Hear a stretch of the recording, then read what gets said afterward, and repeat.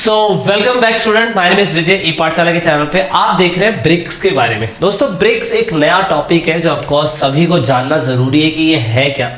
12th class में, 11th class में, MA के एग्जाम में, कॉलेज में, यूपीएससी के एग्जाम में, पीसीएस के एग्जाम में, everywhere you can see this कि ये टॉपिक आता है। क्लास 12 के एनसीईआरटी में इस बार नए तरीके से पूछा गया। एनसीईआरटी की बुक में मेंशन नहीं है, क्लास 12 के एक्स्ट्रा करिकुलम सिलेबस में से दिखाया गया है। कैसे?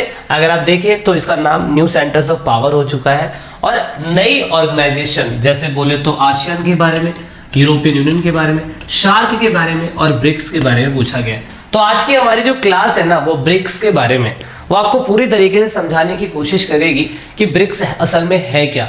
अगर आपने क्लास 12 के चैप्टर्स कॉन्टेम्परेरी वर्ल्ड और इंडिया वाली बुक की सीरीज कंप्लीटली नहीं देखी है, सो आई रिकमेंड यू कि वीडियो के डिस्क्रिप्शन में लिंक है। कंप्लीट चैप्टर दोनों के दोनों अवेलेबल है, जाइए वॉच करिए। नहीं देखा है तो कंप्लीट सीरीज आपको मिल जाएगी, आप उसका फायदा उठा सकते हैं। ब्रिक्स के बारे में अगर हम बात करें, सबसे पहले ब्रिक्स की शुरुआत कहाँ से होती है? ब्रिक्स रेफर करता है Brazil, Russia, India, China, South Africa, इन सभी कंट्री के बारे में। ब्रिक्स पहले ब्रिक था, ये याद रखिएगा, बाद में जाके इसे ब्रिक्स बनाया गया।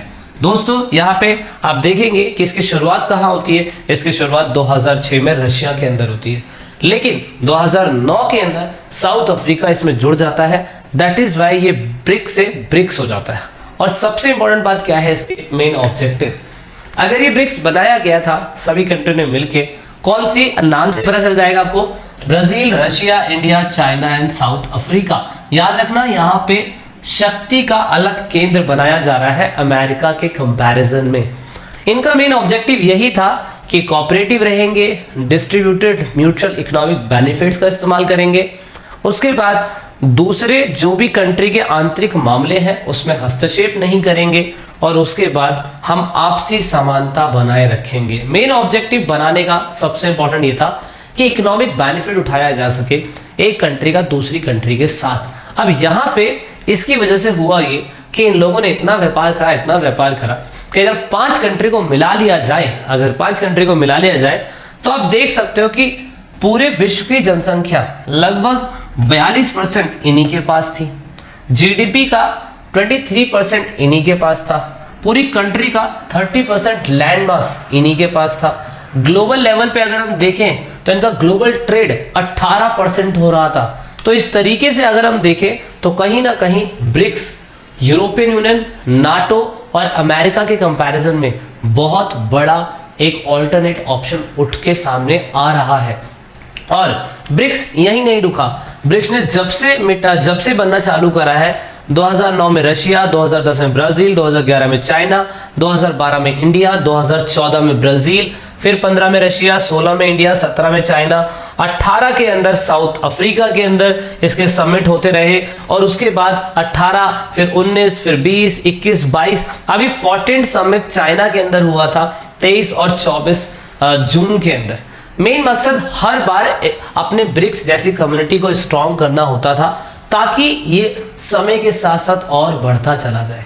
लेकिन दोस्तों अगर आप देखें तो इनकी अचीवमेंट क्या थी?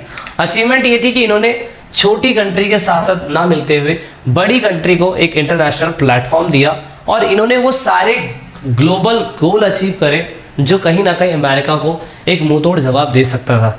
क्योंकि जो अमेरिका है उसका विश्व के लेवल पर बहुत बड़ा पावर है और वो इस पावर को चैलेंज करने के लिए आप बहुत बड़ी जीत आप बता सकते हो, क्योंकि अकेला अमेरिका को हरा नहीं सकता है इंडिया। दैट इज वाई इन पांचों कंट्री ने मिलके कहीं ना कहीं आप देखोगे अमेरिका को पीछे कर दिया। तो एक तरीके की जीत मानी जाएगी।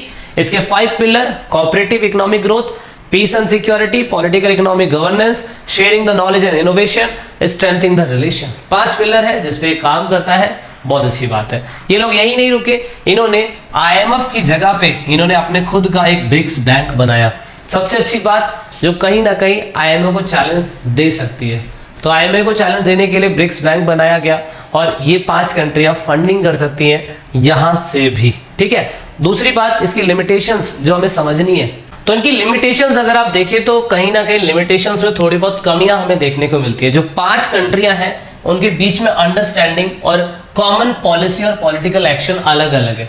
बात करें अगर चाइना की, तो हमारा चाइना से 36 का आंकड़ा रहता है, और इसी वजह से हम कह सकते हैं कि कहीं ना कहीं many country have pointed out that dominance of China in the block due to obvious reason of its loyal share in BRICS economy. अगर आप देखें तो इसकी लिमिटेशन तो ये है कि 5 कंट्रियों को हमेशा लगता है कि चाइना इसके अंदर डोमिनेंस कर रहा है, क्योंकि सबसे ज्यादा शेयर वो हमेशा क्या कहते हैं इसमें देने की कोशिश करता है, और इसी वजह से चाइना यहाँ पे डोमिनेंस दिखा देता है। और आप देख सकते हैं the economic irregularity between the member of country are matter of concern itself for the disparity of per capita income and the foreign reserve. अब दूसरी कंट्री चाइना के कंपैरिजन में ज्यादा तो पैसा नहीं दे सकती है, क्योंकि हर किसी कंट्री की अपनी खुद की इकोनॉमिक कंडीशन अलग है, क्योंकि वहां पे रिसोर्स अलग है, व्यवस्था अलग है। साउथ अफ्रीका को अगर चाइना से कंपेयर करोगे तो कहाँ है, साउथ अफ्रीका को इंडिया से कंपेयर करोगे तो कहाँ है, लेकिन वही रशिया को अगर इंडिया से करोगे तो थोड़ी बहुत बातचीत बन सकती है। लेकिन इसी वजह से आप कह सकते हैं कि वहां पे चाइना का डोमिनेंस ज्यादा हमें दिखाई देता है।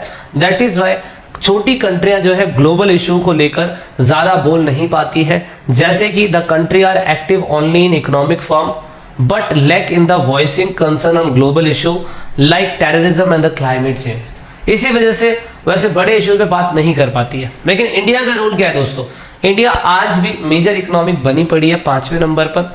इंडिया सक्सेसफुली सबमिट करी थी 2012 के अंदर, 2016 के अंदर, और अभी भी रिसेंटली एक सबमिट करा है। हमने देखा था यहाँ पे, ये मैंने आपको दिखाया था शायद से, ये लास्ट सबमिट अभी हमने 2021 के अंदर भी करा है। ठीक है, तो 2021 में हमने सक्सेसफुल सबमिट करा, बहुत बड़ी बात है हमारे लिए, है ना। तो वो सबमिट भी आप यहाँ पे ऐड कर लीजिएगा कि हमने सबमिट करके दिखाया था 2021 के अंदर भी। इंडिया जो है काफी तेजी से फाइनेंशियल मार्केट को आगे बढ़ा रही है। सभी देशों में इकोनॉमिक क्राइसिस 2008 में था, पर इंडिया के अंदर नहीं था, वो इसकी अचीवमेंट है। इंडिया मास मिशन प्रोग्राम, कमर्शियल सैटेलाइट, इन सभी को जोड़ने की वजह से, सारी कंट्रियों को जोड़ने की वजह से सक्सेसफुली ये सारे काम कर रही है। This is all about BRICS. I hope आप सभी ने हमारे लेक्चर सीरीज वर्ल्ड वाली बुक के और इंडिया वाली बुक के जरूर देखे होंगे। नहीं देखें तो वीडियो की डिस्क्रिप्शन में लिंक है, जाइए फ्री ऑफ कॉस्ट वॉच करिए, सिलेबस कंप्लीट करिए, बिकॉज पेपर आने वाले हैं। बॉस अभी के लिए इतना ही है। नोट चाहिए तो एपी फैमिली आपका वेट कर रही है, there you can join. This is it in this video अच्छी लगी है so you know that, like and subscribe. Thanks for watching the video till the end. जय हिंद, जय भारत, वंदे मातरम।